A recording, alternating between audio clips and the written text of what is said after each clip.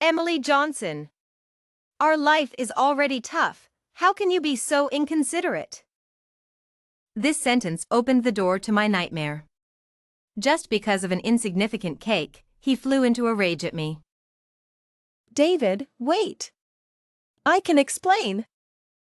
Before I could continue, I saw the cake flying straight towards me, thrown by him. Aw. I was so scared that I couldn't move, and it hit me directly. A sharp pain shot through my right eye, and I could clearly feel the hot blood flowing from my eyeball. Ah. Jessica Johnson's scream echoed. She must have been standing at the door. In an instant, my ears were filled with screams and cries. I seemed to hear Charlie Johnson crying. Charlie, my dear Charlie, don't be afraid. My consciousness began to blur, and I vaguely remembered that as I was losing consciousness, that cold-hearted man stood there, his eyes icy, as if watching a joke. I'm sorry, but you've lost sight in your right eye. The support frame inside the cake has pierced your eyeball. We suggest getting a prosthetic eye. David, what do we do now? David Brown refused this suggestion, and I had no idea where he went. Could it be that he went to borrow money from someone because I needed funds for my treatment? I still held a glimmer of hope in my heart, hoping that he truly loved me and would borrow money for my sake. Emily, I informed the family, but Michael is still angry and refused to come see you. Linda secretly came to visit you, though. Lying in the hospital bed, I couldn't help but cry when I saw my mom, and once I started crying, the wound wouldn't stop bleeding. It scared my mom terribly. Emily, please don't cry. It's going to be all right. I'm here for you. David and I had a simple wedding because I was pregnant before marriage, and we hastily got a marriage certificate. My family was strongly against this marriage.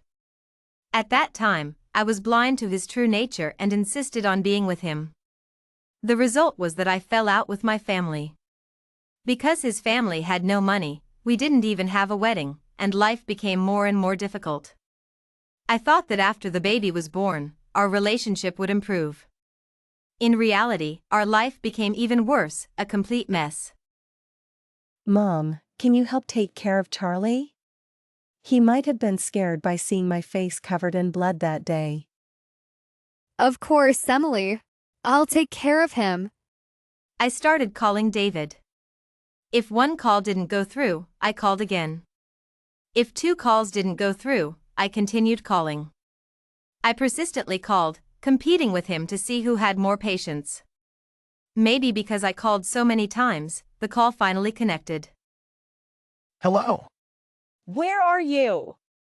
What are you doing? Why aren't you showing up? I questioned him, hoping that his reasons would be for my sake.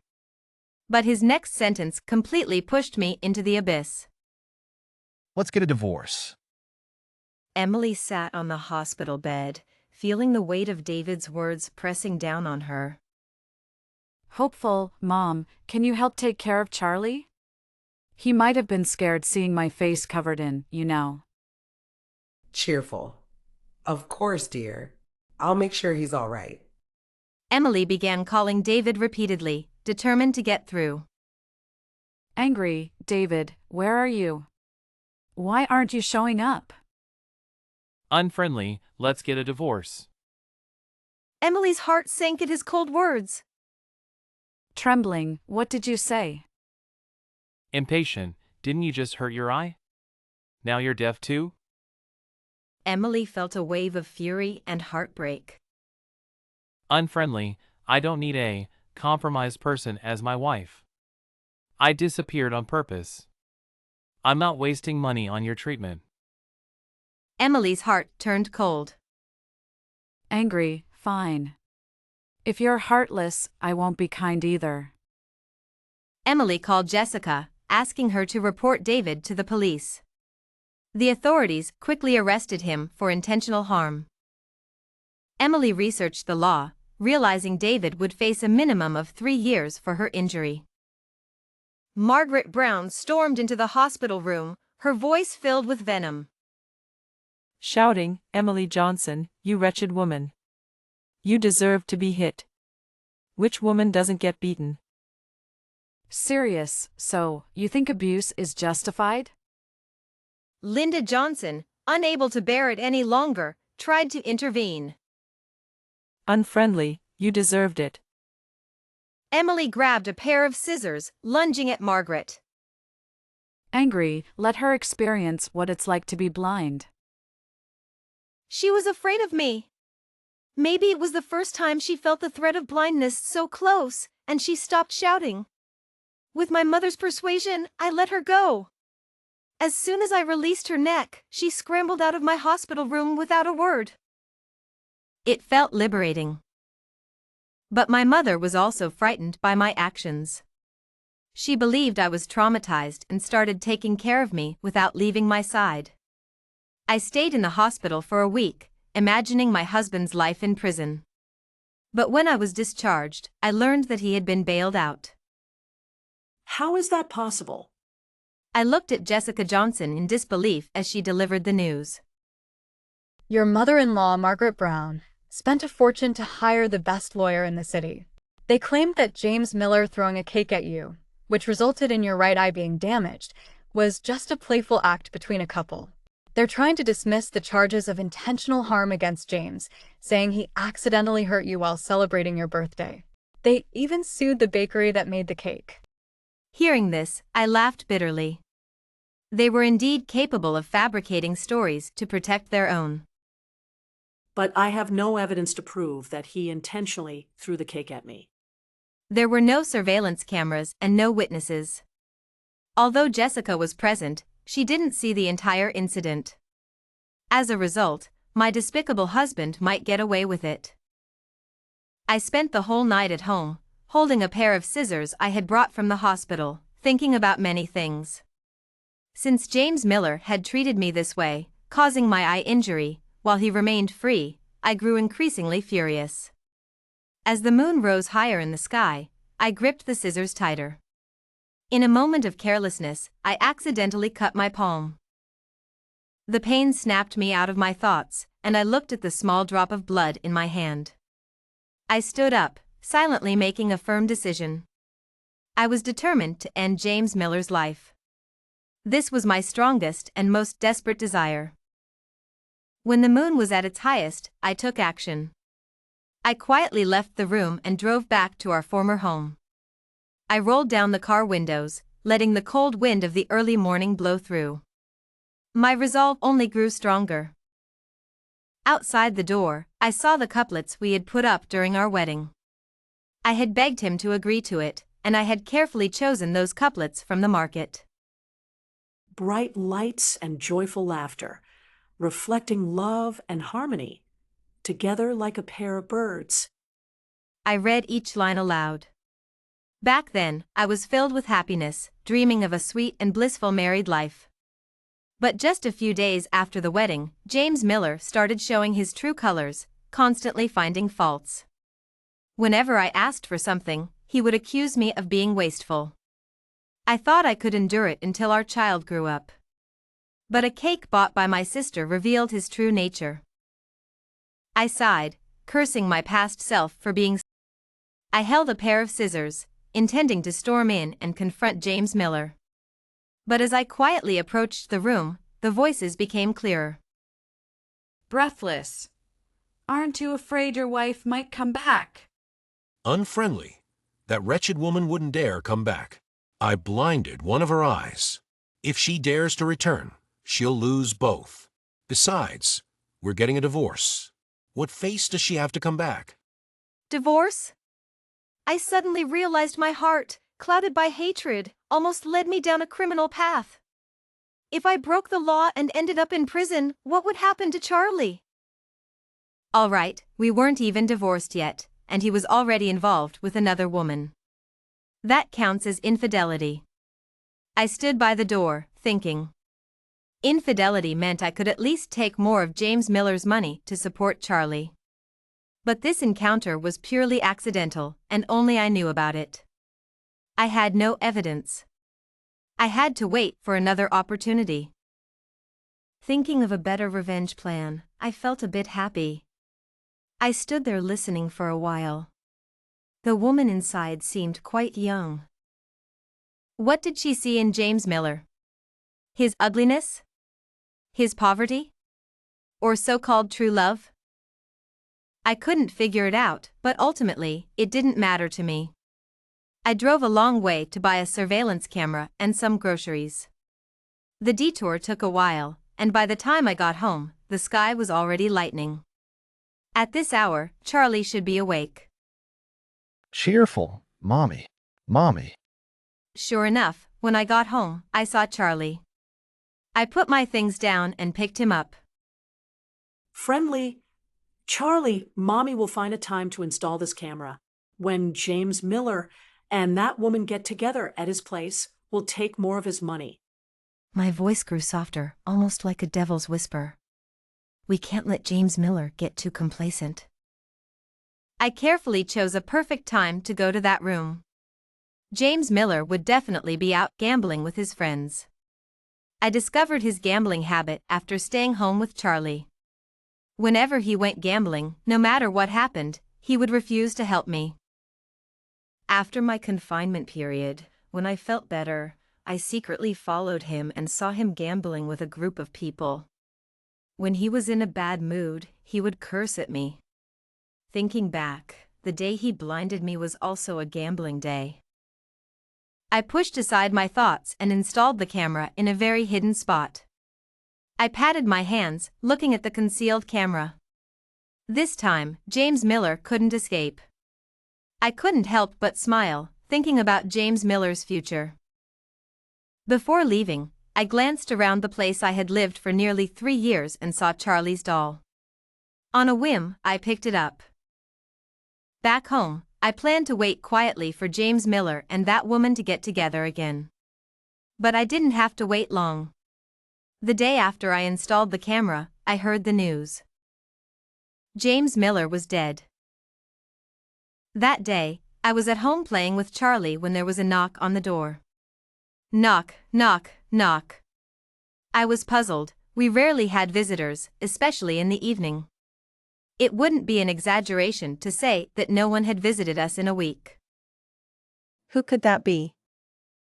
Curious, I got up and walked to the door, standing on tiptoe to look through the peephole. The usual scenery greeted me, but there were a few people in dark blue uniforms standing outside. I squinted and, upon realizing who they were, felt a jolt of fear. It was the police. Why were they here? We hadn't done anything wrong recently. Could it be because I installed surveillance cameras at home last night? Open the door, police. My heart raced as I met the officer's gaze. Although I didn't know why they were here, I couldn't help but feel guilty. I took a deep breath and told myself to stay calm. I quickly composed myself, opened the door, and greeted them. Officers, is there something wrong? Ms. Johnson, your husband was found deceased at home this afternoon. What kind of day was this? A good day? Upon hearing the officer's words, I couldn't hide my shock, and there was even a hint of happiness. It was an unexpected surprise. I marveled at the situation. We need your cooperation with our investigation. Of course, officer. Officer. My name is John Smith. You can call me Officer Smith. All right, Officer Smith. Do I need to go to the station? Yes, Ms. Johnson. Officer Smith gave me some time to arrange care for Charlie. At the station, after verifying my details, he looked at me with eagle-like eyes and asked, Emily Johnson, you and your husband haven't been on good terms, have you? That's right. Ever since I lost my eyesight, we had planned to divorce. So we were living separately. Officer Smith glanced at his notes, pondered for a moment, then asked, What were you doing this morning? I began, but was interrupted again. Wait, to be precise, where were you and what were you doing between 9 a.m. and 12 p.m.? I was at the market, buying groceries. After I answered, the room fell silent. Just as I began to relax, thinking it was over, Officer Smith suddenly looked up and sharply asked, Why did you go to James Miller's house yesterday? My heart skipped a beat and my pulse quickened. Despite telling myself to stay calm, I couldn't avoid the police's suspicion. Intense, Emily Johnson, why did you go back to James Miller's house yesterday? I panicked for a moment but quickly replied. Serious, I forgot to bring Charlie's doll. He kept crying for it. John Smith flipped through the documents. If I guessed correctly, it would mention that I often bought dolls for Charlie, even though he was a boy. Fortunately, my quick thinking at that time saved me from exposing myself to surveillance risks. With a solid alibi, I successfully cleared myself of suspicion. As I was about to leave the police station, I overheard some officers discussing. Serious, James Miller's wife's suspicion has also been cleared. Next, we can investigate the people he knew. Volunteering, the day after I was discharged from the hospital, I went back to James Miller's house. I saw him with his lover there. As soon as I finished speaking, the surroundings fell silent. John Smith couldn't hide his shock. Shocked, James Miller had a secret lover, and you knew about it? Serious, yes, I did. Relieved, thank you, that's a significant lead. I was a bit surprised. Wasn't this something they could easily find out? Why didn't they know? Explaining, we didn't think to investigate in that direction. Although we consider the possibility, it was hidden too well to be noticed. Understanding, I see. Serious, after all, at that time, you were our main suspect. I smiled bitterly and bid them farewell. After providing as much help as I could, I also wanted to know who helped me by killing James Miller. I planned to check the surveillance footage at home. The surveillance would surely show who killed him. But when I got home, Charlie clung to me, crying nonstop. No matter how I tried to comfort him, it didn't work. It wasn't until late at night, when Charlie was exhausted, that he fell asleep. With all the commotion, my original plans were postponed until the next day. The high tension at the police station made me sleepy once Charlie fell asleep. I slept dreamlessly through the night and forgot all my plans upon waking up. I went about my day as usual. Around noon, while shopping at the supermarket with Charlie, I ran into John Smith. He looked as friendly as ever, standing in the household section, seemingly indecisive. Hesitating, John Smith, are you here to shop too? John Smith looked surprised to see me. I invited him to a nearby restaurant for a meal, hoping to gather some information. Friendly, so this is Charlie? Cheerful, yes, this is Charlie. Charlie, say hello to the uncle. Uncle. Smiling, what a good child. After a moment of silence, I casually asked. Curious, have you found out who James Miller's secret lover is?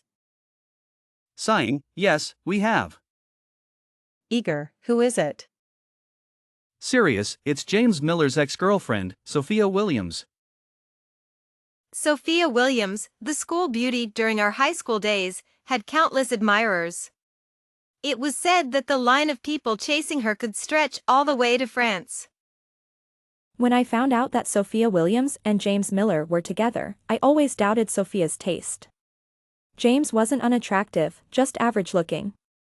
Among those who pursued Sophia, there were many who were more handsome and wealthier than him.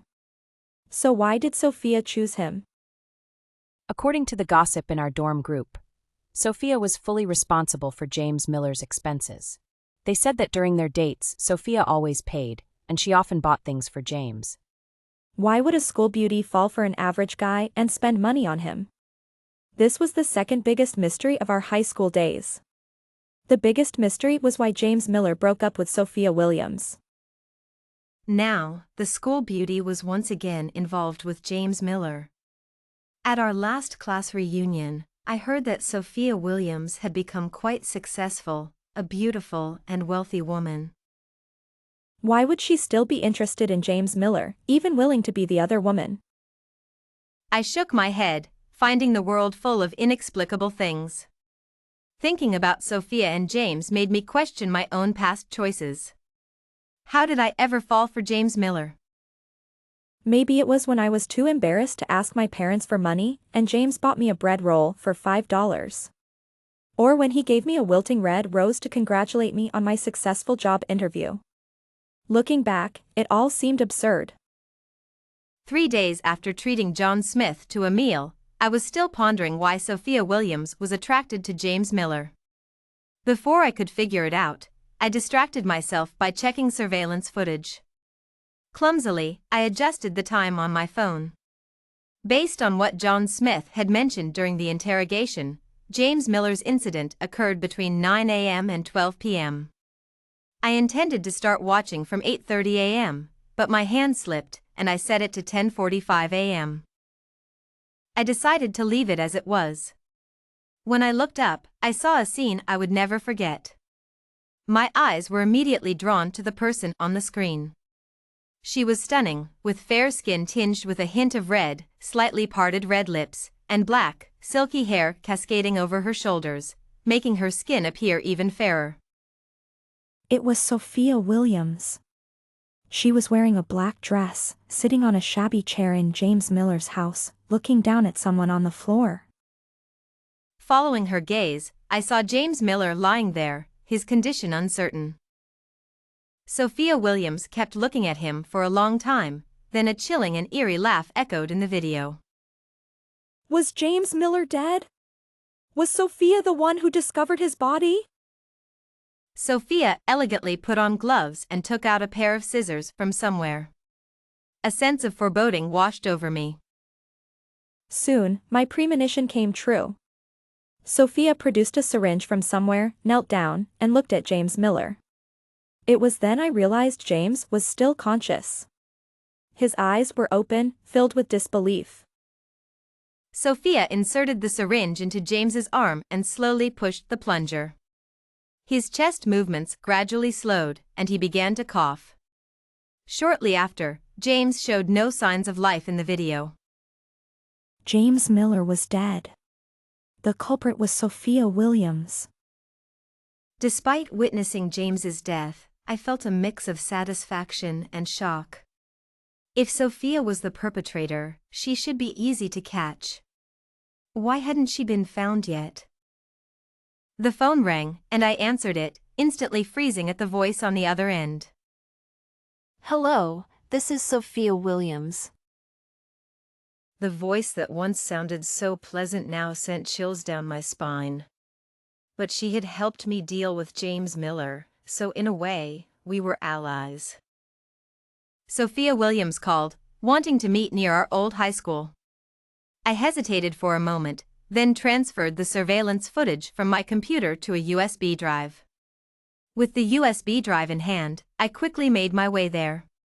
As soon as I looked up, I saw Sophia sitting by the window, gazing out with a sorrowful expression. She waved when she saw me. As soon as I walked in, she hugged me tightly. I was taken aback. After all, we used to be close friends. If it weren't for James Miller. I was planning to marry James Miller that year. It was a simple wedding, and we quickly got our marriage certificate. I told Sophia about it afterward. She tried to dissuade me in every possible way. I was upset, thinking she was jealous because she had dated James Miller before. We argued and parted on bad terms. We hadn't spoken in a long time. I sat there, stunned, letting her hug me. Soon, my shoulder was wet. She was crying. I awkwardly patted her back. She quickly composed herself, and we sat down. Sorry, I couldn't control my emotions. I shook my head silently, waiting for her to reveal why she had called me here. She kept asking about my life, focusing on Charlie.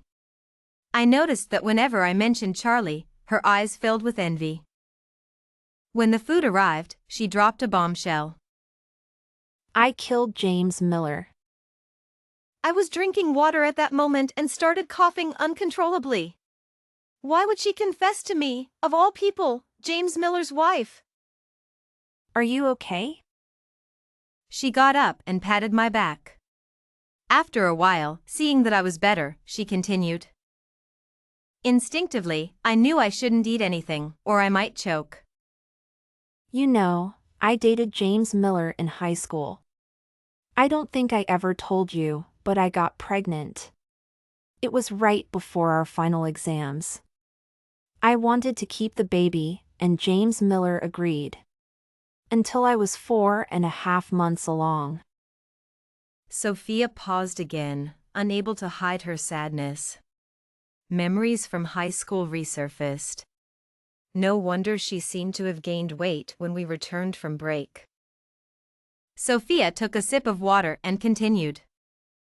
When I was 4 months pregnant, James Miller took me to the hospital. Thinking back, James Miller had also taken me to the hospital when I was about 4 months pregnant with Charlie. I realized something and spoke up, our voices overlapping. We both said, he took me, to find out the baby's gender. Yes, it was because he knew I was carrying a boy that he agreed to marry me. He didn't tell me why we were going to the hospital. I wasn't as lucky as you. I was carrying a little girl. 2 weeks after he found out the baby's gender, I lost my child. It was James Miller and his mother who orchestrated it. I was stunned. Even though I had anticipated it, hearing it confirmed left me a bit shocked.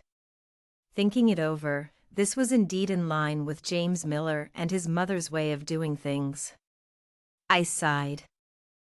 I had always been suspicious about my sudden loss, but I never suspected James Miller. After all, it was his own flesh and blood. I never thought someone could be so heartless as to harm their own child. Sophia Williams couldn't stop her tears, and I quickly handed her some tissues. Once she calmed down, I tentatively asked, "How did you know it was them?" Sophia, choking back tears, looked at me with her empty right eye. After he blinded your eye, he started seeing me. He lied, saying you two were already divorced.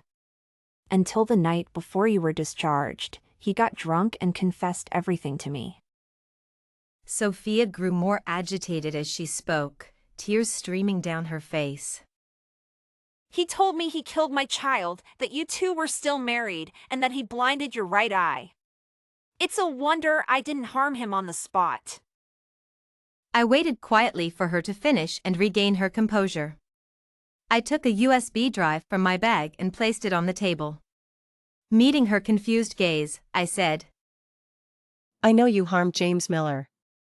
I'm not going to report you. This USB contains surveillance footage from James Miller's house, evidence of the crime." Sophia's eyes widened in shock, and she opened her mouth to speak, but I raised my hand to stop her. "Don't say anything yet. Let me finish. The day I was discharged, I went to confront James Miller with a pair of scissors. But when I got there, I found him with you. We were still married, so this was infidelity. I installed surveillance cameras in his room." Why aren't you reporting me? He blinded me over a birthday cake and then used my blindness as a reason to divorce me. That man deserved his fate. After that, we both fell silent. I broke the silence. "Why did you two break up back then?" Sophia seemed lost in painful memories. After I lost the baby, I was told I could never have children again. James Miller broke up with me the next night. I opened my mouth but didn't know what to say to comfort her. She had once had a vibrant life and a bright future, all destroyed by one man. After parting ways with Sophia, I often called her to chat. I frequently advised her not to dwell on having taken a life, to think of it as ridding the world of a beast. "Calling James Miller a beast is an insult to beasts." Laughter rang out from the other end of the line. Emily, come by my house later to pick something up. Just tell my mom, and she'll know. I'm leaving now. Bye. Before I could say anything, she hung up. An hour later, I received the news. Sophia Williams had turned herself in. I learned the news while on my way to Sophia Williams' house. It was John Smith who called to inform me. I was surprised, but Sophia's actions were always unpredictable. Standing outside a room, I knocked on the door. A tear-streaked woman opened it. Seeing me, she quickly wiped her tears. Emily, come in.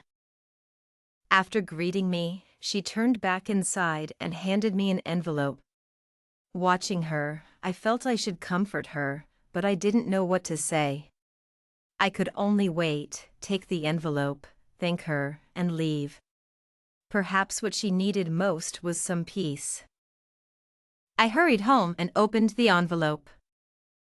Dear Emily Johnson, I hope this letter finds you well. By the time you read this letter, I will be at the police station. Do you remember the joke I made during our military training? I must spend some time in jail someday, where they provide food and shelter, just to experience a new life. Who would have thought that youthful jest would come true? But it is indeed a new experience. You must be wondering why the police couldn't catch me. On one hand, I have an alibi. That day, in the eyes of others, I was at home the entire time. I observed for a long time that there were no surveillance cameras near James Miller's house. James had once taken me down a road with no cameras to avoid being seen. He was quite bold. He had an affair in his own home but didn't want to be discovered, so he found that road. How foolish. When I learned he was responsible for the loss of my child, I didn't feel much hatred. It had been so long that I didn't want to pursue it. But when he hurt your eyes and hid his affair from you, I was furious after hearing his drunken confession. Whenever he stayed with me, I would get him drunk and extract information from him. You married him because you were expecting a child, right? He deliberately got you drunk and didn't use protection to ensure you would conceive. His mother was pressuring him for a grandchild, so he came up with this plan. Remember when you were hungry, and he bought you a $5 bread, claiming it was all the money he had? He just grabbed the smallest bill from his pocket. He said he didn't want to spend a penny on you. And the flower he gave you when you got the job? It was a wilted flower the florist was about to throw away. He begged the owner to give it to him. He wanted you to be a housewife after marriage, believing women shouldn't work.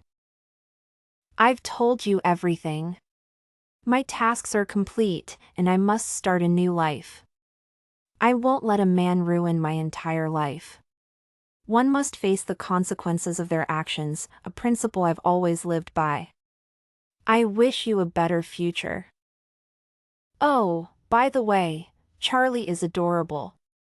I hope to be his godmother someday. I wonder if he would mind having someone with a criminal record as his godmother. No signature, as is Sophia Williams' style. Drip, drip.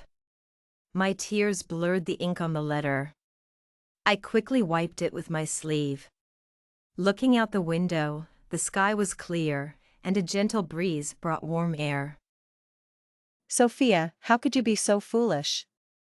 But I wish you the best in the future. When you get out, Charlie will surely accept you as his godmother. If he doesn't, I'll make sure he does.